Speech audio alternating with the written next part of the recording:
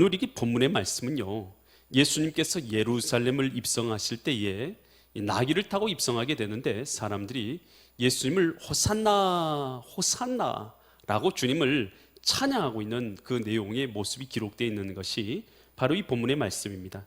과연 이 말씀을 통해서 하나님께서 이 시간도 우리에게 무엇을 깨닫게 하시고 또 무엇을 말씀하시는가, 이 시간도 나에게 주시는 하나님의 음성이 있는 은혜의 시간 되시기를 간절히 축원드립니다. 요한복음 12장 12절부터 13절 말씀 보니까요, 그 이튿날에는, 이튿날이라는 것은 다음 날에는 이란 뜻이죠. 다음 날에는 뭐예요? 명절이에요. 명절. 여기 명절은 무슨 명절일 것 같아요? 설날? 추석? 그런 명절은 아니고요. 이 명절은 무슨 명절이에요? 유월절. 바로 예수님께서 십자가에 달리신 유월절 명절이에요. 이 유월절 명절에 온 큰 무리가 예수께서 예루살렘에 오신다는 걸 들었다 했는데요, 평상시에 예루살렘 인구 숫자가 약 5만 명이었어요. 그렇게 큰 도시가 아니죠. 5만 명이면 작은 도시죠. 그런데 이제 6월절 명절이 되면은 각지에서 사람들이 다 몰려왔어요. 그곳에서 제사를 드린 거예요. 양을 잡아서 제사를 드리고 또 이렇게 하는 것이요. 그래서 그때 소비된 양이 약 25만 마리 정도가 6월절에 이렇게 소비가 됐다는 것이에요. 근데 이런 25만 마리 양이 소비됐다라는 것은요, 그 숫자를 계산하면 약 250만 명 정도의 사람이 운집했다라는 것이에요. 그러니까 엄청난 인파가요, 이 예루살렘에 이렇게 몰려온 것이에요. 근데 그 몰려온 사람들이 그때 그렇게 많이 몰려왔었는데 예수님께서 예루살렘에 나귀 타고 입성하신다는 소리를 들으니까 사람들이 막 쏟아져 나와가지고 뭐라고 하냐, 13절 보니까 종려나무 가지를 가지고 맞으러 나갔어요. 이 종려나무 가지를 흔든다는 것은 왕이 전쟁에 나가가지고 전쟁에 승리하잖아요. 그러면 왕을 맞으러 나갈 때 뭘 들고 나가냐면 종려나무 가지를 들고 나갔어요. 이것이 바로 뭘 상징하냐면 승리를 상징합니다. 우리의 왕이 승리해서 돌아온다, 이걸 이제 상징하는 거예요. 그래서 종려나무 가지를 들고 나가가지고 맞으러 나가서 외치는 거예요. 뭐라고 외쳤어요? 호산나라고 외쳤어요. 호산나가 무슨 말이에요? 이제 호시아하고 나하고의 합성어예요. 호시아라는 이름은 구원하소서라는 이런 말이에요. 구원하소서. 나라는 것은 지금이란 뜻이에요. 그래서 지금 구원하소서라고 외치고 있는 것이에요. 그러니까 이들이 지금 외침이 뭐냐면 지금 구원하소서, 지금 구원하소서라는 외침인 거예요. 이 호산나라는 외침. 그래서 이 종려나무를 들고 나갔다는 것은요, 예수님을 구약에서 예언하신 그런 메시아요 구원자로 믿고 나간 거예요. 그리고 나서 호시나 호산나, 지금 구원하소서라고 찬송하리라. 주의 이름, 왕의 이름으로 오시는 곧 이스라엘의 왕이시여, 이스라엘의 왕이 바로 당신이십니다 라고 호산나라고 외쳤단 말이에요. 여러분, 그런데 여기서요, 이 호산나라고 외치고 있는 이 무리들 가운데요, 다 똑같은 마음을 갖고 똑같은 믿음을 갖고 있는 것은 결코 아니었어요. 당시에 대다수의 사람들은 어떤 마음을 가지고 호산나라고 외쳤냐 하면, 당시에 이스라엘은 어디 나라의 압제를 받고 있었어요? 어딜까요? 어디였어요? 로마가 이스라엘을 이렇게 점령해가지고 지금 압제를 받고 있잖아요. 우리나라도 일제 36년 기간 동안 얼마나 압제당했어요. 그래서 그때 당시에 일본 사람들을 볼 때마다 얼마나 미워했겠어요. 똑같이 생각하시면 돼요. 이스라엘이 지금 로마의 압제를 받고 있단 말이에요. 그러면 압제받고 있는 이스라엘 마음 가운데는 어떤 마음이 들겠어요? 우리를 지금 구원하소서라는 게 어떤 의미겠어요? 로마의 압제에서 우리를 해방시켜 주십시오. 로마한테 이제 우리 고통당하고 있는데 로마에게서 우리를 해방시켜 주십시오 라고 지금 그런 마음 가운데 예수님을 향해서 호산나, 우리를 로마에서 해방시켜 주십시오 라고 외치고 있는 거예요. 그들의 마음 가운데는 예수님을 어떤 메시아로 여기고 있냐면 정치적 메시아, 위대한 전쟁의 영웅, 능력자. 그래가지고 로마를 정복해버리고 우리나라를, 이 이스라엘을 다시 해방시켜줄 나라, 해방시켜줄 인물, 그 인물로 예수님을 생각하는 사람들이 대다수였어요. 심지어는요, 예수님의 제자들도 어떻게 생각할 때가 있었냐면 이렇게 생각했어요. 마가복음 10장 35절로 37절 보면, 마가복음 10장 35절로 37절 보면, 예수님께서 이제 길을 가실 때, 예루살렘을 가실 때 이제 일어난 일이에요. 세베대의 아들 야고보와 요한이 주께 나와 여짜오되, 선생님이요, 무엇이든지 우리가 구하는 바를 우리에게 하여 주시기를 원합니다. 예수님, 우리가 구하는 거 지금 해주세요. 뭐든지 구하지만 예수님 우리 거 다 들어주세요. 이런 말이에요. 우리가 구하는 거 다 들어주세요. 그러면서 예수님한테 다 들어달라는, 뭐라고 다 들어달라 하냐? 26절, 이르시되 너희에게 무엇을 하여 주기를 원하냐, 뭐 해주려고 도대체 구하냐? 그랬더니 37절에서 여짜오되, 주의 영광 중에서, 그러니까 지금 예수님께서 예루살렘에 가는 게 왕대로 가신다 이렇게 생각한 거예요. 그래서 왕 되시면 우리를 하나는 주의 어디에다가요? 우편에다가, 하나는 좌편에다가 앉게 해주옵소서. 예수님이 지금 어디로 가신다고 생각하는 거예요? 왕 되시려고 예루살렘으로 지금 가신다 이렇게 생각하는 거예요. 예수님이 그러니까 왕 되면 예수님의 좌편하고 우편은 제일 높은 사람이 앉는 거 아니겠어요? 그러니까 이 야고보와 요한이 예수님 제일 높은 자리에 앉으면 그 예수님의 좌편하고 우편에는 제일 높은 자리에는 우리가 앉게 해주세요 라고 말했죠. 여러분, 지금 예수님이 지금 뭐하러 가시는지 이들은 제대로 깨닫고 있습니까? 못 깨닫고 있는 것입니까? 전혀 깨닫지를 못하고 있는 거예요. 예수님께서 지금 예루살렘을 향해서 올라가시는 것은 뭐 하려고 올라가시는 것입니까? 여러분, 우리의 죄를 대속하는 대속의 십자가를 지러 올라가고 계시는 줄 믿습니다. 예수님의 왕되심은요, 이 세상의 정치적 왕이 되는 것을 말씀하시는 게 아니죠. 죄와 사망의 권세에서 우리를 해방시키는 왕이 되시는, 영적 해방자의 왕이 되시는 것을 말씀하고 있는 줄 믿습니다. 그러니까 이들은요, 지금요, 호산나라고 외치고 있지만 이들의 마음 가운데는 원하는 것은 뭐예요? 우리 가운데 로마의 압제에서 우리를 건져주옵소서라는 마음 가운데 호산나를 외치고 있는 것이에요. 하지만 예수님께서 진짜로 원하시는 건 뭐냐면, 영적으로 우리의 영혼들이 죄에 매여 있고 사망 가운데 던져 있어요. 누구나, 우리 인간의 존재는 한 번 태어나면 반드시 죽게 된다는 것이에요. 나는 죽기 싫어, 나는 영원히 살 거야, 나는 영원히 살다가 영원히 누리면서 살아야지, 잘 먹고 잘 살고 잘 놀고, 그리고 나는 신나게 띠까띠까 아무리 그렇게 생각을 해도요, 여러분, 인간이라는 존재는 때가 되면 반드시 죽는 거예요. 그래서 우리는 죄를 지은 사람은 그 죄의 값으로 사망이라는 형벌을 받고 지옥에 떨어지게 하신 것이 하나님께서 정하신 심판의 방법인 것이에요. 그래서 이 죄와 사망의 길에서 벗어날 길이 없는 게 우리 인간이에요. 하나님의 아들 독생자 예수님이 이 땅에 오신 것은 뭐하러 오셨냐? 정치적 메시아로 이 땅에 오신 게 아니에요. 하나님의 아들 예수님이 이 땅에 오신 것은 죄와 사망의 권세에서 저와 여러분을 해방시켜서 오늘 구원하시기 위해서 오신 것이 예수 그리스도인 줄 믿으시기 바랍니다.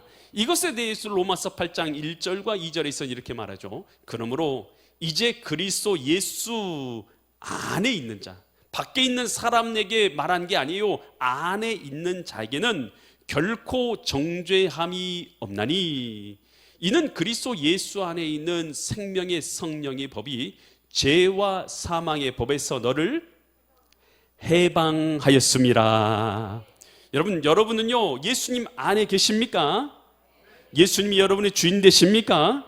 그러면 예수님 안에 있는 자들은 죄와 사망의 권세에서 해방된 줄 믿습니다. 예수님이 오신 것은 이것을 위해서 오신 거예요. 우리 영혼이 죄를 가지고는 천국에 못 들어가잖아요. 죄를 가지고는 하나님 앞에 나아갈 수 없잖아요. 오늘 죄의 문제를 우리 스스로 해결할 수 없잖아요. 오늘 예수님 안에서만이 이 죄의 문제를 해결하기 위해서 예수님께서 대속의 십자가를 져주심으로 말미암아 그 십자가를 믿는 자마다, 예수님을 나의 구주로 모셔드리는 자마다 내 죄의 사함을 받는 것이에요. 그래서 예수님의 해방은 죄와 사망에서 우리의 영혼을 해방하는 것인 줄 믿습니다. 여러분, 우리가 똑같은 예배를 드리고 똑같은 찬양을 하고 똑같은 곳에 모여있다 할지라도 오늘 우리 마음 가운데 예수님이 주인 되셔서 그 믿음을 가지고 예배하고 찬양하면 이 예배는 새 예배인 것이고 새 찬양인 것이고 하나님께서 기뻐 받으시는 예배가 되는 줄 믿습니다. 그래서요, 내용, 가사, 그것을 새로 만들어서 새노래인 게 아니에요. 내가 구원받은 사람만이 하나님의 은혜에 감사해서 새노래를 부를 수가 있다라는 것이에요. 그래서 C.S. 루이스라는 사람은요, 이렇게 말하고 있어요. 찬송은 신자의 기쁨의 시작이며 스토리며 완성이다. 하나님을 찬송하는 것, 이것이 바로 뭐냐? 신자의 기쁨이 시작이고 오늘 신자의 이야기이고 이것의 완성이다라는 것이죠. 오늘 하나님이 우리를 지으신 목적도 오늘 이 진정한 찬양 가운데 있는 거예요. 이사야서 43장 21절에 이 백성은 내가 나를 위하여 지었나니 나를 뭐하게 하려 한다고요? 찬송하게 하려 함이니라. 여러분, 우리가요 그랬어요. 구원받은 하나님의 은혜를 아는 자로서 하나님을 예배하고 찬양하면 이 찬양이 하나님께 올려지는 기쁨의 찬양, 영광의 찬양이 되는 줄 믿으시기 바랍니다. 그때 요한복음 12장 14절과 15절에서 예수님께서 예루살렘을 입성하실 때 뭘 타고 입성하셔요? 예수께서 한 나귀를 타는데, 나귀도 어떤 나귀예요? 어린 나귀. 그러니까요, 당시의 사람들은, 좀 권세 있는 사람들은 뭘 탔을까요? 뭘 탔게요? 나귀? 말을 탔어요. 백마, 흑마, 이런 말을 탔단 말이에요. 당시에 권세 있는 사람들은 이런 걸 탔어요. 나귀는 안 탔어요. 당시에 있는 사람들은. 근데 나귀도 안 탔는데 나귀보다도 더 못한 것이 나귀 새끼인 거예요. 그러니까 나귀 새끼를 탔다는 것은요, 정말로 보잘것없는 거 탔다는 뜻이에요. 보잘것없는 거. 그런데 그렇게 나귀 새끼를 타신 이유가 나와 있어요. 뭐 하려고 그랬냐? 스가랴서 9장 9절에서 시온에 따라 크게 기뻐할지어다, 예루살렘에 따라 즐거이 부를지어다. 보라, 내 왕이 내게 임하시나니 그는 공의로우시며 구원을 베푸시며 겸손하셔서 나귀를 타시나니 나귀의 작은 것 곧 나귀 새끼니라. 메시아께서 오실 때에 뭘 타고 오신다고 기록되어 있어요? 스가랴 선지자가 메시아께서 오실 때는 나귀 새끼 타고 오실 거야, 그렇게 예언하는 거예요. 그래서 예수님이 나귀 새끼를 타고 입성하신 것은 예언을 성취하시기 위해서 그렇게 나귀 새끼를 타고 입성하신 거예요. 그런데 이 나귀 새끼를 타신 것 가운데는 의미가 들어있어요. 다시 그 구절 보여주면, 스가랴서 9장 9절 보여주시면, 그는 구원을 베푸시며 뭐 하시다고요? 겸손하여서 뭘 타신다고요? 나귀를 타시는데, 나귀의 작은 것 곧 나귀 새끼를 타시는 거예요. 예수님의 성품을 그대로 가르쳐주고 있어요. 예수님의 성품이 어떤 성품이에요? 겸손하신 성품을 가지고 계셨다는 거예요.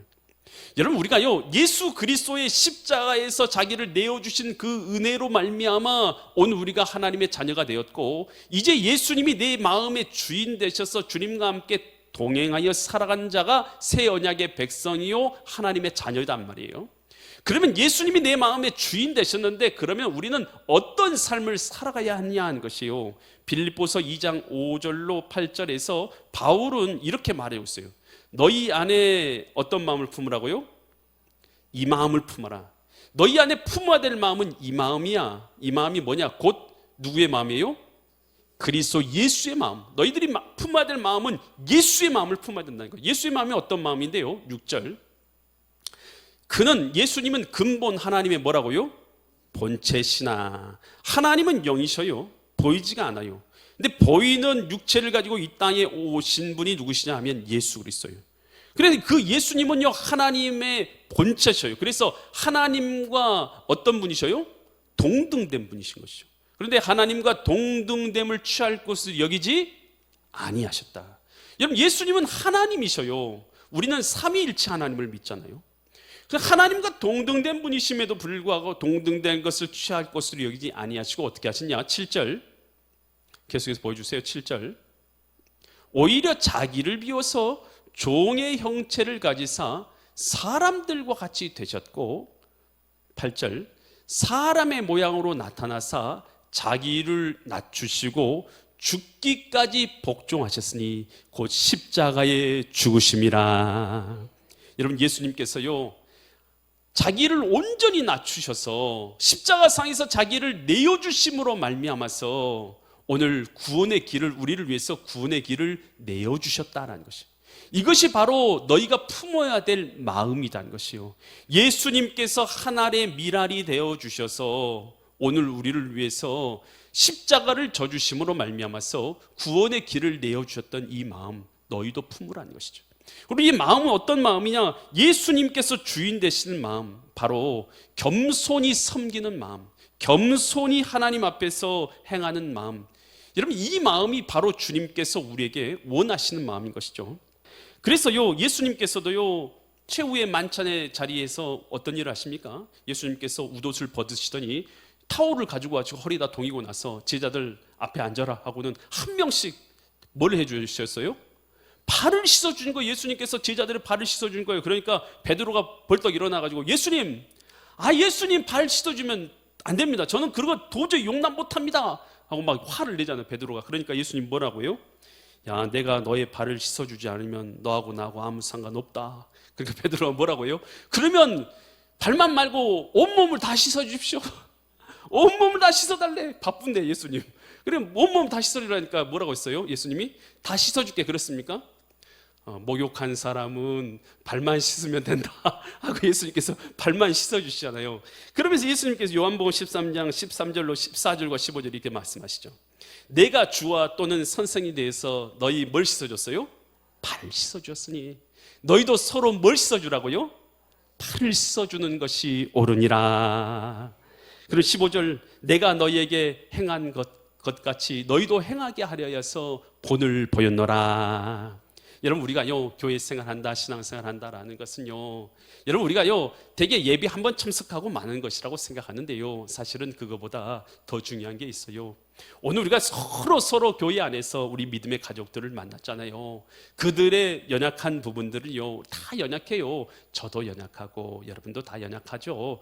서로가 서로의 연약한 부분들을요, 씻어주고요, 도와주고요, 그렇게 해서요, 이 공동체를 이루도록 주님께서 하신 거예요. 그래서 주님이 걸어가시는 길은요, 로마의 황제 대해서 압제해서 이스라엘 백성 구원하고 로마를 물리치고 황제의 자리에 오르고 그렇게 하기 위해서 오신 게 아니에요. 예수님께서는 섬김의 자리로 나가셔서 십자가의 대속의 십자가를 져주셔서 우리와 죄와 사망에서 우리를 구원하기 위해서 오신 줄 믿으시기 바랍니다. 그래서 마태복음 20장 28절에서 이렇게 말하죠. 인자가 온 것은, 예수님이 오신 것은 섬김을 받으려 함이 아니라 도리어 섬기려 하고 자기 목숨을 많은 사람의 대속물로 주려 함이니라. 예수님께서 하늘의 밀로서 대속물이 되어주셔서 오늘 예수님을 믿는 자마다 다 구원을 얻을 수 있는 구원의 길을 우리를 위해서 열어주신 줄 믿습니다. 그러고 나서 보니까 요한복음 12장 16절 보고 말씀을 마칠 텐데요, 제자들은 처음에 이 일을 깨닫지 못하다가, 이 일이 뭐예요? 예수님이 이제 예루살렘 낙이 타고 입성하신데 사람들이 뭐라고 외쳤어요? 호산나, 호산나 외치면서 지금 구원하소서, 지금 구원하소서 하고 외쳤는데 처음에 이 일이 일어난 것을 깨달았다고요? 깨닫지 못했다고요? 깨닫지 못했다. 이 요한복음은 누가 썼어요? 요한이 있었잖아요. 예수님의 사랑받는 요한이라는 자도 그때는 잘 몰랐다는 거예요. 이것이 도대체 무슨 의미지? 잘 몰랐다는 거예요. 몰랐었는데 예수께서 뭘 얻으신 후에요? 영광을 얻으신 후에야. 영광을 얻었다는 게 무슨 말이에요? 무슨 말일까요? 예수님이 십자가에 달려 죽으셨다가 부활하신 것, 이것을 바로 여기서는 영광이라고 표현하고 있어요. 예수님이 십자가에 달렸다 죽었다가 다시 부활하신 것을 본 후에야 이것이 예수에 대하여 기록된 것임과, 나중에 그러니까 이 지금 요한복음 쓸 때 요한은요 이미 다 일어난 일을 알고 쓴 것이죠. 그러니까 이것이 예수님께서 약속하신 메시아였구나라는 것과 사람들이 예수의 이같이 한 것임을 생각나게 되었다, 깨닫게 되었다라는 것이에요. 여러분 잘 들으세요. 예수님을 부활을 통해서, 예수님의 뭘 통해서요?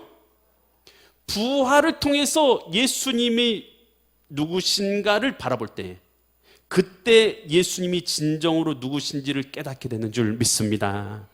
그러니까 사도행전 17장 31절에서 바울은 이런 말하고 있어요. 사도행전 17장 31절에서 이는 정하신 사람으로 하여금 천하를 공의로 심판한 날을 작정하시고 이에 그를 죽은 자 가운데서 다시 살리신 것으로 부활로서 모든 사람이 믿을 수 있는 뭘 주셨다고요? 예수님이 누구라는 걸 믿을 수 있는 증거예요. 예수님께서 하나님이십니다. 그리고 예수님이 부활하신 것을 통해서만요, 오늘 우리는 예수님이 어떤 분이신지에 대해서 분명하게 믿을 수가 있게 된 것입니다. 예수님이 부활하셨구나, 그것을 통해서 예수님께서 하나님의 아들이시구나, 하나님이시구나라는 걸 믿게 되는 것이고요, 또 얻게 되는 것이요, 예수님이 하신 모든 말씀이 진리이구나 라는 것을 깨닫게 되는 줄 믿습니다. 그래서요, 많은 사람들이요, 교회 나와서 기적에 대해서는 우리가 믿지 않고, 우리가 그런 윤리적이나 도덕적인 이야기만 그렇게 교훈받고 돌아가면 안 돼요. 천지를 창조하셨다든지 예수님이 부활하셨다든지 이런 것은 내가 잘 이해가 되지도 않고 믿어지지도 않는데, 그런 건 믿지 않고 그냥 좀 선하게 살고 착하게 살고 이런 것만 들으면 그런 것만 믿고 싶은데 그러면 되지 않냐고 그렇게 생각하는 사람들이 있어요.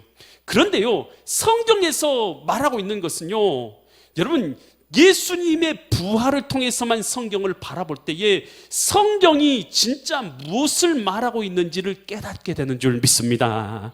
예수님이 부활하셨다라는 걸 믿어질 때요, 이것이 믿어질 때에 뭘 믿어지게 되냐면, 나도 부활의 첫 열매 되신 예수님처럼 나도 부활하게 될 것을 바라보게 되는 줄 믿습니다. 그래서요, 바울은요, 부활하신 예수님을 만나고 나니까요, 그의 인생이 송두리째 바뀌어버리죠. 자기가 핍박하던 예수님을 전파하는 자, 목숨을 걸고 전파하는 자가 되고, 그리고 자기는 목 잘려서 순교당하는 그 자리에서도 마지막에 편지를 쓰면서 뭐라고 편지 쓰고 있냐면, 디모데후서 4장 8절이 바울이 순교를 앞두고 마지막으로 쓴 편지의 내용이에요. 이제 후로는 나를 위하여 뭐가 예비되었어요? 의의 면류관이 예비되었으므로 주곧 의로우신 재판장이 그날에 내게 주실 것이며, 내게만 아니라 주의 나타나심, 예수님의 다시 오심. 여러분, 예수님은 부활하셨을 뿐만 아니라 승천하신 줄 믿습니다. 그리고 저리로서 산자와 죽은 자를 심판하러 다시 오실 줄 믿습니다. 예수님이 다시 오시는 걸 믿는 것, 이게 우리의 신앙의 고백이잖아요. 내게만 아니라 주의 나타나실 사모하는 모든 자에게 다시 오시는 구주님께서 상급을 베풀어 주시리라. 이것이 소망이고 이것이 믿음이었던 거예요. 그래서 고린도전서 15장 42절로 44절에서 이 소망을 가지고 있는 사람들이 이런 삶을 살아가는 것이죠. 죽은 자의 부활도 그와 같으리니 그 부활을 믿는 자는 썩을 것으로 뭐 한다고요? 이 땅에 썩어질 것이죠. 모든 것은 썩을 것으로 심고 이제는 어떤 걸 거두는 것이에요? 하나님 앞에서 썩지 아니할 것으로 다시 살아나고. 43절, 욕된 것, 죄 많고 욕된 것이 우리 인생 아닙니까? 여러분, 참 욕 많은 게 우리 인생이죠. 허물 많고 욕 많은 이런 것들로 심고 하나님 앞에서 다시 영광스러운 것으로 다시 살아나며, 약한 것, 우리 몸은 참 약해요. 병들면 죽어요. 약한 것으로 이 약한 몸으로 심고 이제는 주님 앞에서 죽지 않은 영생의 몸, 강한 것으로 다시 살아나며. 44절, 육의 몸으로 심고, 이 육신의 몸으로 심고 신령한 몸, 주님이 주시는 죽지 않는 몸으로 다시 살아나나니 육의 몸이 있은즉 또한 영의 몸도 있느니라. 여러분, 예수님의 부활을 바라볼 때에 우리 안에 있어요, 나도 부활의 첫 열매 되신 예수님처럼 나도 동일하게 부활하실 될 것과, 주님 다시 오실, 재림하여 다시 오실 그날에 나도 영광스럽게 주님 앞에 설 날을 바라보면서 소망을 가진 믿음의 삶을 살아가게 되는 줄 믿으시 바랍니다. 호산나라고 외치는 많은 사람들, 여러분, 그들은요 제대로 된 걸 알지 못하고 외쳤지만 오늘 우리는요 이제는 호산나, 이제는 나의 죄에서 사망에서 나를 건지신 주님을 찬양하며 호산나 찬양하며, 지금 나를 구원하실 예수 그리스도를 바라보면서, 그리고 나의 마음 가운데 심령 가운데 하나님의 통치와 하나님 나라를 이룰 걸 바라보며 하나님을 찬양하시는 믿음의 거룩한 성도들 되시기를 예수 그리스도의 이름 받들어 간절히 축원드립니다.